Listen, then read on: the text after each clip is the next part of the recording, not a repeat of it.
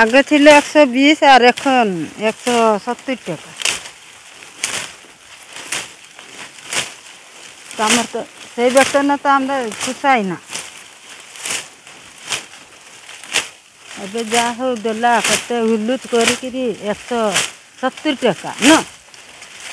19 দিন আন্দোলন করার পরে আমাদের 170 টাকা হয়েছে। এখন এই টাকায় আমাদের চলবে না, বাচ্চা কাচ্চা লেখাপড়া হবে না, তারপরে কি করব, তারপর আমরা কাজে আসছি, এছাড়া তো আমাদের উপায় নাই গরিবের। আগে 120 টাকা ছিল, আমাদের অনেক কষ্ট, জিনিসের যে দাম 120 টাকাতে কিচ্ছু হয় না। এখন যে 170 টাকা দিছে, সবাই খুশি হইলে আমিও খুশি। জিনিসের যে দাম, তারপরে যে 170 টাকা দিছে, সবাই যদি খুশি হয় আমিও খুশি আছি। আমাদের হাজিরা 120 টাকা দিত আগে, আর এখন 170 টাকা দিবে।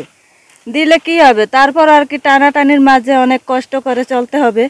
কারণ প্রধানমন্ত্রী আমাদের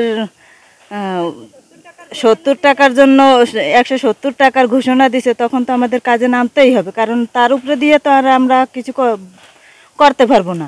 120 টাকা যেমন অতদিন করছি, আমরা তখন বাধ্য হয়ে করলাম, আমরা চলতে পারি না। তখন যেমন আরও সরকারের 50 টাকা বাড়াইছে, তখন আমরা দেখি সরকারের ইয়াটা না পারলে আবার আমরা সরকারের অভিযোগ করবো যেন হয় না। আমরা সরকারে যেমন করছে, আমরা এমন সরকারের কথা রাখি, দেখি সরকারে কিতা করে, না পারলে আবার আমরা কমু বলে হয় না এই বেতনে। হাসি কতই তো কই আসলো 60 টাকা 50 টাকা তেলের কেজি, আর কই গেছে 200 টাকা কেজি। 1 কেজি লবণের দাম হয়েছে 50 টাকা। মুড়াটা সিকুন্ডার কথা কই না, মুড়াটার কথা কই, সিহুন লবণ রয়েছে 80 টাকা কেজি। তখন আমরা বাধ্য মূল্যে তো কিনা খাওয়া লাগবো, জিনিস খাইয়া হয়েছে, আমাকে লবণ ছাড়া খাইতে পারবো, লবণ লাগবো। তেল খাই অভ্যাস হয়েছে, তেল তো খাওয়াই লাগবো। 50 টাকা না 60 টাকা 70 টাকা 80 100 টাকা কেজি ভাত খাওয়া লাগবো। কিলে আমরা ভাত ছাড়া তো আর কিছু পাইতাম না। 4টা ভাত খেয়ে তো মানুষ বাঁচে, চুরি করে ডাহাতি করে ভাতের লেগে করে। আমাদের হাসিনা যা দিয়েছে আমরা তাই সন্তুষ্ট।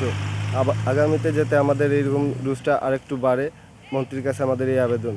আর আমাদের পাশে সবসময় যাতে আমাদের মন্ত্রী থাকে, হাসিনা থাকে, আমরা সবসময় আছি তার সাথেই।